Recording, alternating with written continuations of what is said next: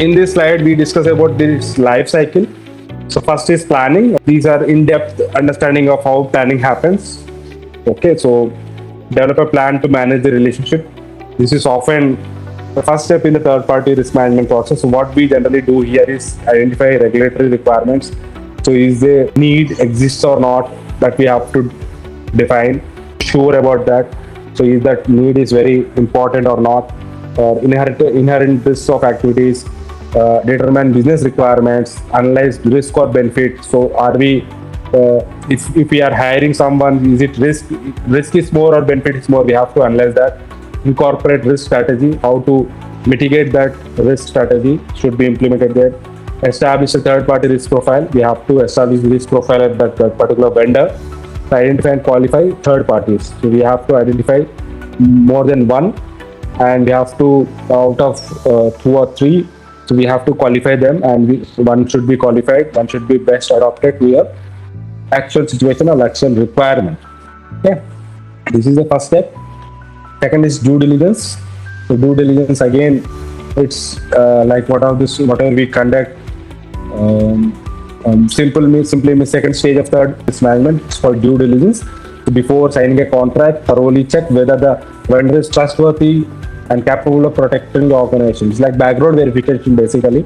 We generally do the audited financial sheets.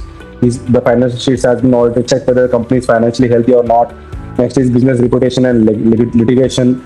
Check the vendor's regulations and legal history. Okay, so risk management procedures. See if the vendor has process to identify and manage risk, whether they follow risk management in the company or not. Compliance capabilities, ensure the vendor follow laws and standards. Internal audit coverage, so whether they do check whether the vendor regularly audits its own security and operations.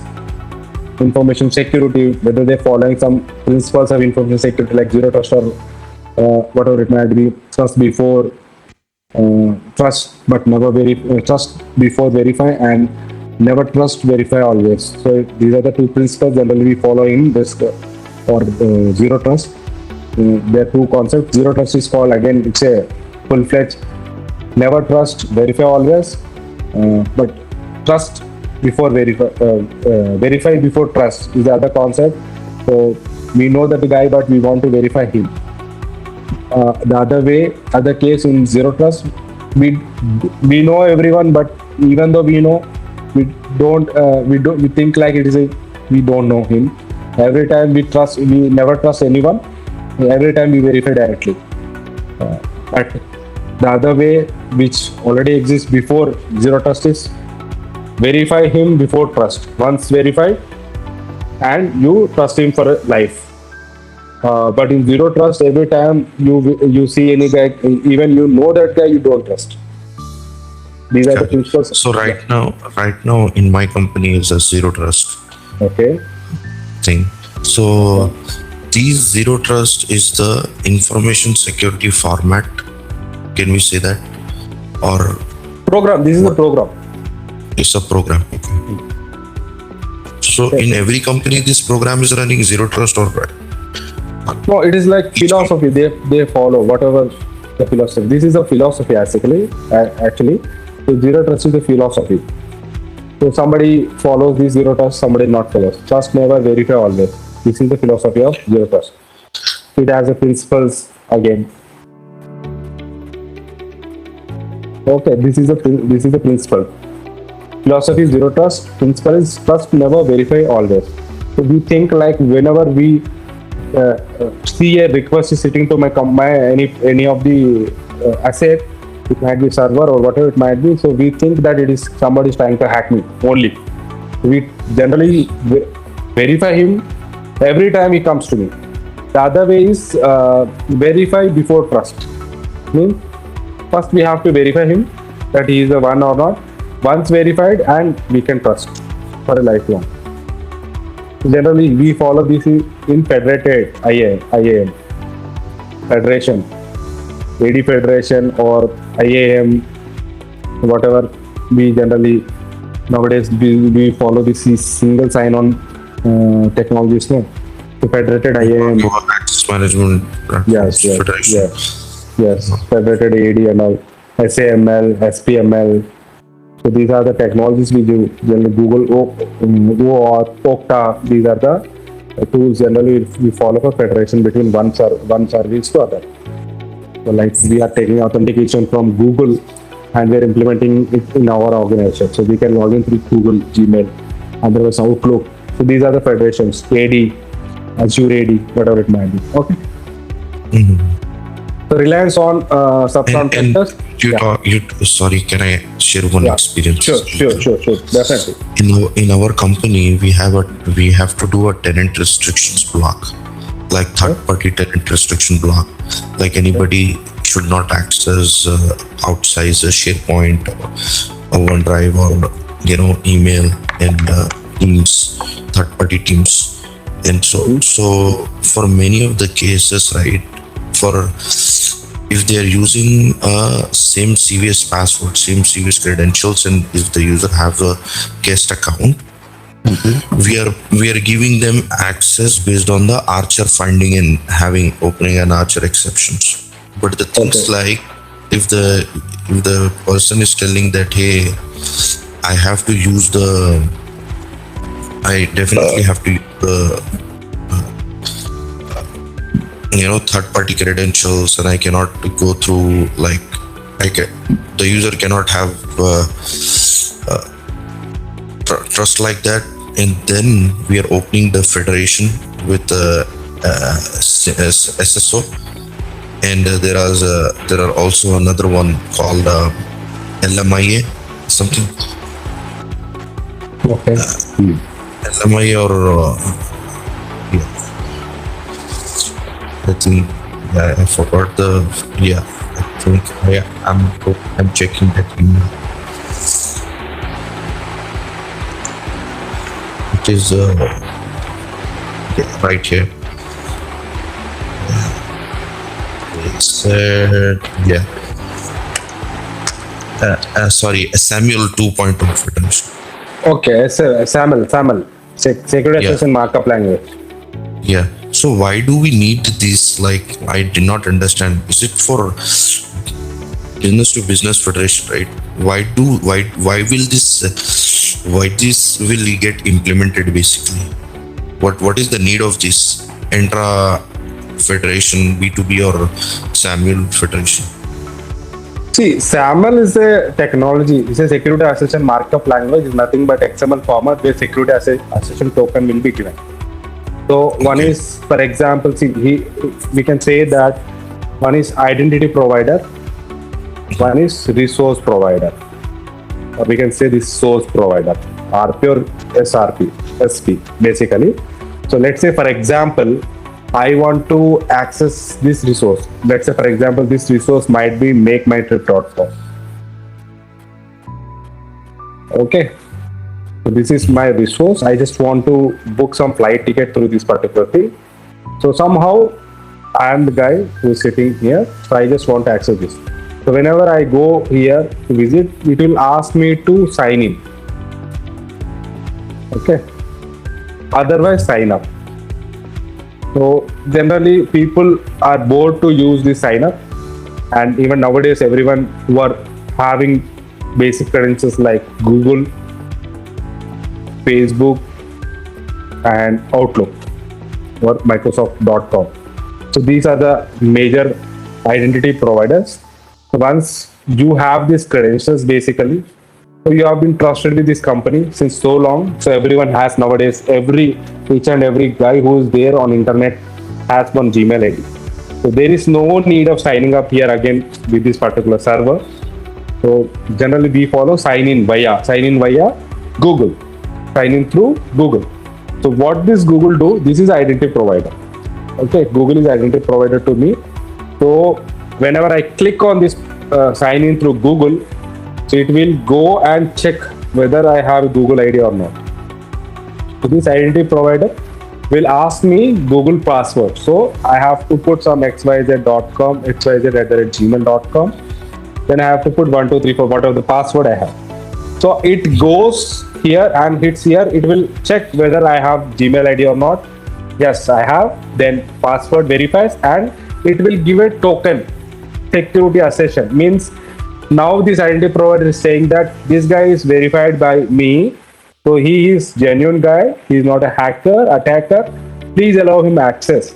So this security accession token will be sent to this makemytrip.com, and this guy verifies this token from this identity provider and allows you with some principal. Principal means access. So whenever we pass some security test, we jump with principal. This is called principal. Principal means who is being allowed with some role. It might be guest role, it might be some whatever the role generally. So whenever we put ID and we put password, this ID password is correct and we have been allowed now. So the server is giving, this is called principal token. Okay, so principal token. Principal token means he is one authorized to access this resource. So generally, when this principal token is given, so you will do whatever you do. You want to book some ticket from Nagpur to Hyderabad, whatever it might be. So you do your work and you close the session. Whenever you terminate, sign out here. So your principal token will be released from here. Means you are no more tenant of this particular product or particular solution or particular site. Your tenancy has been ended, so there is no link with you. Your tenancy is maintained by this identity provider only. To reduce the resource, you reduce the resources for that particular, and to reduce the risk of leaking PIA data, generally they follow this federation. If anything goes wrong, you have to catch Google guy only. There is no point to tell that MakeMyTrip has leaked my PIA data, because you have signed into federation of this identity provider. Okay, so by this they are eliminating two risks. One is reduction in the resources, means they don't have to secure your data using storage or whatever it might be, and not facing any legal compliance requirement like PIA data should be complied with GDPR and all. So that's why they follow this federation. Yeah. Questions? So what is so this is the concept for the SAML. Yeah, SAML. Yeah. SAML. But what is the concept of intra-ID B2B federation like? Intra-ID. So Entra-ID is again it's a Microsoft specific tool, right? So this is open source technology to access, which is the common like OSI. So OSI is the standard where we generally communicate in layers. Same way, even you use any tool, Entra-ID, Google, Facebook, IBM, Oracle, whatever the ID might be. So the data security assertion token will be traveled through this particular SAML only. The way of understanding SAML assertion token or security assertion token is this particular technology. That's called SAM, security assertion markup language. Okay. So it's akin to HTTP. It's akin to HTTP or your HTML, right? Okay. Two web servers can handle. Yeah, two web servers can talk in these particular languages. Correct. Same way, SAML 2.0, SAML 1.0, these are the technology where security assertion and identity provider or resource provider talk between. Okay. So the concept for the federation works in the SAML way only, or yes, will there be a different federation? Yes. Okay. So this is basically federation is a word. Yeah, federation is a word basically. It's a process, we can say that. And that is happening between one company with the other company. So this is actually a federation only. So we are federating Google services to utilize MakeMyTrip. Okay. So how we are utilizing this using this particular technology? So it's nothing but XML only. Okay. So generally in API, what we do, we follow XML only format, right? Or JSON. So these are the two languages where we understand, servers understand. Same way here, your security federation, whenever you do security federation, either it might be AD, either it might be whatever the Entra ID, whatever it might be, Okta, or So they use this SAML 2.0 technology. It's a standard basically. Okay, so there's other technology called SPML, Service Provision Markup Language. Okay, so SAML is for authentication, it's for service provision. So whatever the service we want to give, so we generally use this SPML. So like one example again here is AD Federation. Okay, you want to utilize Kerberos mission level authentication. You are not organization. MakeMyTrip does not have any AD server. So Google or Microsoft has AD server. So they want to implement mission level authentication in their company. So this is the public domain MakeMyTrip. Some guest is trying to log in, so you have federated this. But somehow in MakeMyTrip there are some server species which requires mission level authentication for their employees even. So what they do?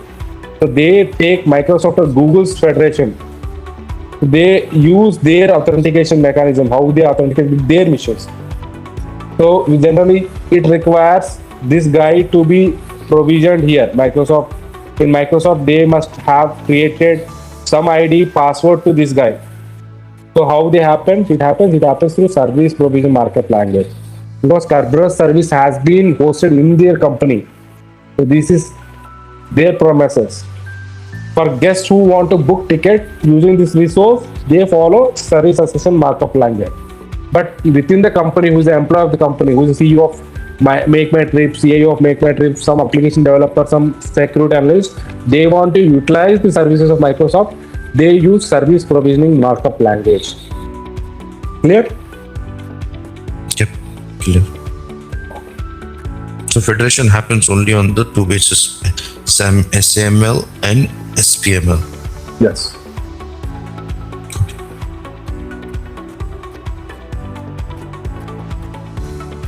Thank you. Yeah. Next is contract negotiation. The contract negotiation is again nothing but, so already spoken about this before starting. Both the companies should sign a document, contract, clearly states who is responsible for what and how security will be maintained. Think of is writing like a rules before the game begins. It's like terms of engagement, nothing but. Generally, we do scope of the arrangement to clearly define what the vendor will do. SLAs, benchmarks, basically benchmarks we fix through SLAs, performance measures. This is covered in SLAs like measurable expectations for the vendor, like 99.9% uptime and all this comes in your SLA. And third is responsibilities, define who is responsible for which task. Okay, so regulatory compliance. Fourth is the vendor must comply with all the applicable laws and regulations. And fifth is default and termination. See, explain what happens if vendor fails to meet the contract or when the agreement ends. So this is again, we have to be clearly mentioning in your contract. Next is subcontracting, specify whether vendor is allowed to hire another company or not. So for example, we have onboarded big company called HCL, let's say for example. Okay, this is a consultancy company to my company, abc.com. So this guy does not have any full-fledged services, cloud services. They are hiring Azure. They internally hire some contractor. That is called subcontracting. So we should restrict here. Sometimes it happens. So we should not, in India, for example, we have threats from China or Pakistan or some other XYZ country who are advisory. So we should not allow this company should be tying up with our Indian vendor for whom we have signed our contract. So subcontracting is a key thing which we have to maintain in risk management. Next is confidentiality and security. The vendor must protect company's information and all. The eighth is indemnification. It's nothing but if vendor causes damage through negligence or breach of contract, they are responsible for compensating the company. So compensation should be paid. It should be before we have to mention 1:3 or 1:20, whatever the ratio we have to fix. Some damage happens, 100 rupees is lost, so they have to pay in very huge amount. Some sort of damage is happening and damage should be calculated, monetized, and they have to be penalized. That is called indemnification. We generally has to mention this. So simple memo trick here is scope, SLA responsibilities, compliance, security and exit. That's it. Okay, this is a contract negotiation. Next is ongoing monitoring. So after entering into contract, it's a fourth stage of the third party risk management. It's called ongoing monitoring. Generally, we have spoken about this. After hiring a vendor, doesn't assume everything is fine. We have to keep check them regularly to ensure they remain secure, reliable, and compliant. Think of it like servicing a car, or for example, buying isn't enough. Okay, so we have to maintain that. So we are taking, even though we are hiring someone, don't think that he is perfect. So we generally do this. How they do this process of policy review? We have to review our process, check whether the vendor is still following agreed security policies or not. After some time, let's say for example, after 3 months or 4 months, whatever we have mentioned in the contract, we need to check whether they are following or not. So ongoing performance and risk monitoring. So we have to monitor whether the vendor is meeting the performance and security expectations using observability platforms. So ongoing due diligence and assessments. So we have to check them through due diligence, and we have to do assessments like your audits, internal audits or external audits. So continue evaluating the vendor after the contract is been signed. This is the key thing where we have to check whether they are complying with our requirements or whatever we mentioned in the contract or not. Ongoing sites and site visits and reviews. So we have to do site visit, vendor's office or vendor's data center to verify the security practices. Okay, so we have to supervise them. We have to oversight them also. So fifth is oversight and supervision. Assign someone in your organization to manage the vendor relationship. That's why vendor relationship manager is there. So they generally review their reports and all. In SLA, they generally do this. So third party contingency plans. So third party contingency plans should be ensure that vendor has a backup if something goes wrong. So contingency plan should be there. DCDS plans, how they are following. What is the contingency plan if something goes wrong? What they will do. Okay, so next is financial reviews for viability. Regularly check the vendor is financially viable or not. Do they have the capability of holding these requirements? And it's like it affects the vendor. For example, some ransomware attack happens. How they restore the data from backup? Will they able to go to their recovery time objectives? Will they able to restore that in stipulated time which they have mentioned in the contract? So everything we cover there. Okay, so ability to recover from service disruptions. Okay. Yep. Termination. So here it's a final step. It's a last step. You stop working with a vendor, third party. So don't just end the contract and walk away. It's nothing like that. Make sure your data, what are the systems, when business continuity is safely going on. So think of it like moving to a new house, for example. So if you have moved from one flat to other flat, what generally we do, we take away whatever the resources we have. It might be whatever the resources you have, and we move to the new house. Same way here also, we have to think in that line only. So you have to copy all the data, ensure the data is safe, and we should, if we can't copy, if we want to do some crypto strategy, we have to do that. Okay, so here finally is exit strategy. Decide how to leave the vendor safely. Okay, provide notification, inform everyone involved in this particular contract. Okay, whoever stakeholders involved, whether it's a vendor to you, again different vendor, you have to inform them. The risk exposure assessment, check that risk may occur during the transaction. Continuity planning, ensure business continues during the change. Okay, transition planning and execution, move services and applications and data to new provider. Transfer of assets and information. It's again get back all company data, documents and equipment. So legal confirmation, obtain written proof that everything is completed correctly. Payment, penalties and final billing, settle all financial obligations and agreed termination before ending the contract. This is the final phase.